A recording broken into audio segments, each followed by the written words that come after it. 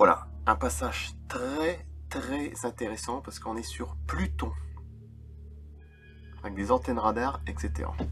Prédateur cosmique. Et là c'est pas Mars la Lune, c'est Pluton. Hein, de Andreas. C'est très intéressant.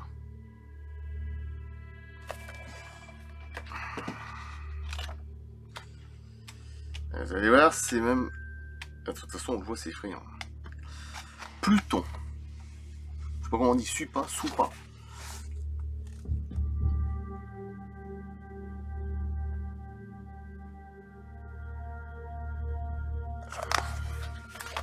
Ok, retenez bien que c'est Pluton, hein, c'est pas Mars ou la Lune. Hein. Ok. Alors, à temps considéré comme la 9e planète du système solaire, Pluton fait 2372 km de diamètre et sa distance au Soleil varie entre 4 milliards 425 et 7 milliards 375 millions de kilomètres. Impossible de la voir de la Terre, forcément, sans l'aide d'un puissant télescope, comme le télescope spatial Hubble. Mais si on en croit les tablettes sumériennes, alors il semblerait que Pluton soit déjà connu depuis l'Antiquité. J'étais en train d'y penser en plus. D'après l'histoire officielle, cela semble improbable, à moins que les Sumériens ne fussent en contact avec une civilisation technologiquement très avancée, capable de voyages spatiaux, ce qui expliquerait qu'ils aient eu de telles connaissances. Si c'est le cas, alors nous devrions retrouver des traces d'une telle civilisation sur Pluton. La sonde spatiale New Horizon de la NASA pourrait détenir une partie de la réponse par l'intermédiaire du cliché NH Dark Area 91015. Attendez. Prise le 14 juillet 2015. Bon, il y a 4 ans. La surface explorée est importante, alors nous nous concentrerons sur la partie basse du cliché. La première chose que l'on remarque, c'est que cette étrange formation au centre du cratère du milieu, on peut évaluer la taille du cratère entre 20 et 30 km de diamètre, ce qui atteste d'une structure immense. Oui, un peu quand même. Le rendant se fait facile à examiner. Nous verrons qu'il y en a beaucoup d'autres, mais tout juste exploitables. Malgré tout, elles semblent tout aussi artificielles. L'agrandissement de la formation centrale révèle ce qui pourrait être une gigantesque antenne parabolique. On a bien entendu. Hein. Et on est sur Pluton.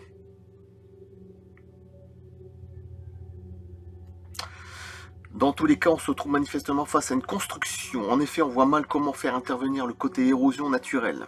Donc déjà, il n'y a pas de côté érosion naturelle. Sur l'image suivante, j'ai fait ressortir quelques structures, bien qu'elles abondent. Puis j'ai tenté des comparaisons avec ce que j'ai pu, étant donné la conception, bien qu'à l'évidence artificielle inconnue de ces structures.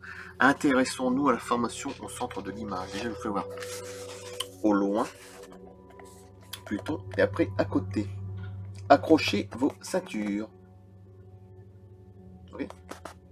20 à 30 km de diamètre. Voilà, bienvenue sur Pluton. Ok. Là, pour moi, il n'y a rien d'artificiel. C'est pas une érosion. Il y a vraiment une antenne géante. Une gigantesque. Parabolique. Ok, Pluton. Hein.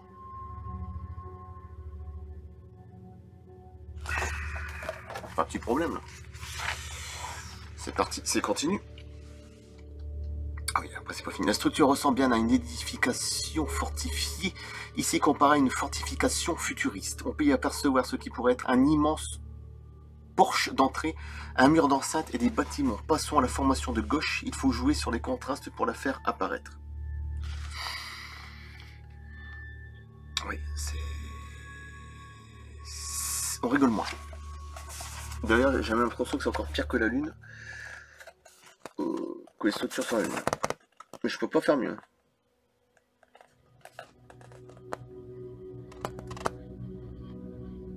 Et ici.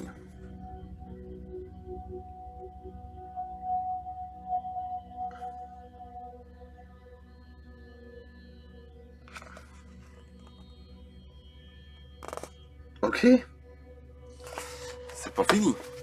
Ici, on a vraiment l'impression d'un complexe industriel. on pourrait facilement l'assimiler à une usine de traitement de minerais. La zone suivante, qui a été agrandie, se trouve en bas à droite du cliché NH Dark Area 9-10-15, juste en dessous de la gigantesque antenne parabolique. Là aussi, je n'y ai ressorti que quelques étranges formations qui ont tous de construction tout aussi étonnantes. Dans tous les cas, rien de ce qui semble connu sur Terre est donc difficilement comparable. Mais nous verrons qu'on retrouve des édifices monumentaux non conventionnels aux quatre coins du système solaire. Du coup, ce genre de construction tend à démontrer qu'une exploitation des ressources fut ou soit à l'œuvre sur Pluton, ce qui soulève des questions. Sommes-nous en présence d'une implantation humaine? Ou bien de quelque chose d'autre? Si ce n'est pas humain, cela pourrait-il l'œuvre d'une espèce exogène venant des profondeurs du cosmos? Se pourrait-il que ce soit des ouvrages bâtis par une très ancienne civilisation, peut-être même les Anunnaki décrits par les peuples antiques de la Terre? D'après les mythes, ah oui, ça calme hein, les photos quand même, là, surtout l'antenne. D'après les mythes mésopotamiens, la nature des Anunnaki était reptilienne. On retrouve la même chose dans l'Égypte antique, chez les Mayas, hindous, chinois. Partout dans le monde, on retrouve des références à des divinités reptiliennes. Je suis tout à fait d'accord. Généralement des êtres belliqueux que l'on craignait. Encore de nos jours, on retrouve des récits de rencontres avec de tels êtres. Des lanceurs d'alerte en font régulièrement état. Personnellement, j'en ai jamais rencontré ou alors sans en avoir conscience. Tous ces témoignages, dont beaucoup remontent à des millénaires, seraient-ils fondés? Se pourrait-il qu'une espèce reptilienne prédatrice manipule l'humanité depuis toujours et qu'elle soit à l'œuvre jusqu'aux confins du système solaire? Finalement, le système solaire est-il sous le joug d'un prédateur cosmique de type reptilien? Avant, je vous fais voir le cliché, gigantesque antenne parabolique, et en dessous la zone suivante. Formation vachement bizarre.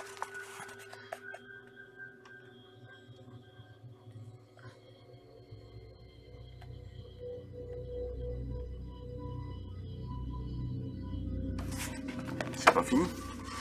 Une approche plus rationnelle pourrait nous conduire dans le même sens. En mai 2015, à l'aide de l'ALMA, vaste réseau d'antennes submillimétriques de l'Alcatama, des astronomes ont détecté la présence de molécules organiques complexes, les briques élémentaires de la vie, dans le disque protoplanétaire entourant une jeune étoile, MWC 480, située dans la constellation du Taureau, à 455 années-lumière de la Terre. Karine Auberg, astronome au Harvard Smithsonian, au Cambridge, Massachusetts, USA, est premier auteur de cette étude, a révélé: nous avons même maintenant des preuves que cette chimie existe ailleurs dans l'univers, dans des régions qui peuvent former des systèmes solaires, pas forcément différents du nôtre. Le modèle standard de la physique des particules nous apprend que l'univers est gouverné par 4 forces fondamentales: la force forte, la force faible, la force électromagnétique et la force gravitationnelle. Leur portée ainsi que leurs intensités sont différentes. La gravité est la plus faible de ces forces, mais a une portée infinie. On peut facilement en déduire que les mêmes conditions qui ont fait émerger la vie sur Terre se retrouvent partout dans l'univers. Dans ce cas, il serait concevable que le cheminement vers des formes de vie de plus en plus complexes puisse suivre approximativement le même schéma. D'après une équipe internationale de paléontologues et géologues, les dinosaures terribles reptiles seraient apparus en seulement quelques millions d'années sur Terre. Ces terribles reptiles ont disparu il y a environ 65 millions d'années. Bon. Les Anunnaki pourraient être des reptiliens d'un autre monde, n'ayant pas vu leur évolution stoppée par un cataclysme. On dirait un mauvais film de science-fiction, mais cela pourrait être réel, du moins si on en juge par des trouvailles, comme celle relevée dans le cliché suivant, pris le 14 juillet 2015, par la sonde spatiale New Horizons de la NASA. L'anomalie fut prise de l'espace. Effectivement, il y a une sorte de bâtiment, on dirait, gigantesque. On a l'impression. Elle est donc d'un gigantisme hors norme et d'autant plus facile à repérer. Au premier abord, une simple montagne, mais à regarder de plus près, on découvre une surprise de taille, peut-être la preuve de l'existence des Anunnaki reptiliens. C'est le terme que j'emploierai dorénavant pour nommer ce que j'estime être des prédateurs cosmiques. Alors là, je ne sais pas combien ça fait, mais c'est vraiment un bâtiment. Là, ça fait 200-300 km de haut, hein, je ne sais pas combien, mais bon. Un agrandissement révèle une structure en forme de tête de reptile, peut-être un dragon.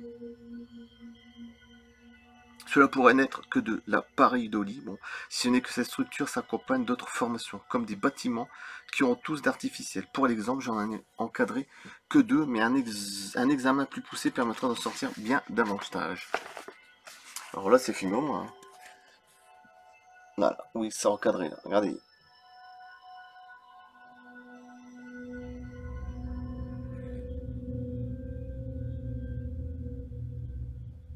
Après, on va bien voir ce que ça donne. Ah oui. Ah oui, effectivement. Après avoir sorti l'image de son environnement, la structure en tête de reptile devient évidente. Étant donné que nous n'avons rien de semblable sur Terre, je l'ai comparé à un lézard bison, genre de dinosaure herbivore, en lui donnant un aspect carnivore pour se rapprocher du côté prédateur des Anunnaki reptiliens.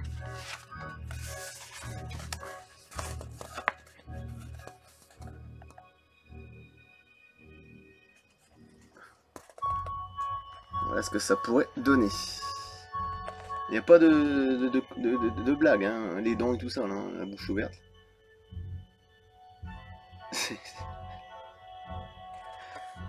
Je veux bien une érosion, mais là, quand même, ça dépasse les bornes.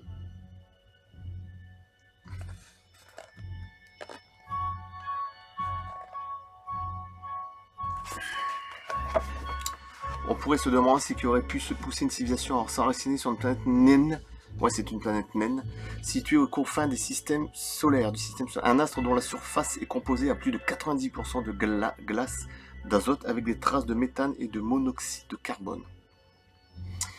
De surcroît, avec des températures oscillantes entre moins 223 et moins 233 degrés, je veux dire Celsius, ouais. Au premier abord, Pluton ne semble vraiment pas être le meilleur endroit pour s'y installer. Sauf qu'en 2016, grâce aux images prises par la sonde New Horizon, il était établi que Pluton représenterait un océan d'eau liquide sous son manteau de glace. Une donnée qui change la donne puisqu'on sait générer de l'oxygène et de l'hydrogène à partir de l'eau. Du coup, on comprend mieux que Pluton ait pu intéresser d'éventuels voyageurs cosmiques. On pourrait même spéculer que Pluton soit une tête de pont entre le monde des Anunnaki reptiliens et l'accès à notre système solaire. Il semblerait qu'avec Pluton, nous entrions dans le royaume des prédateurs cosmiques, et si c'est le cas, alors Neptune, Umba, pourrait bien nous y enfoncer. Et après, c'est Neptune. Ça, je verrai plus tard. Et là, bienvenue sur Pluton, et je coupe. Une gigantesque antenne parabolique.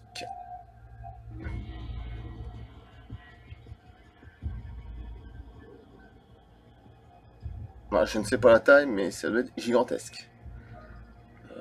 3, 2, 3 km, j'en sais rien, 4. Je ne sais pas évoluer de...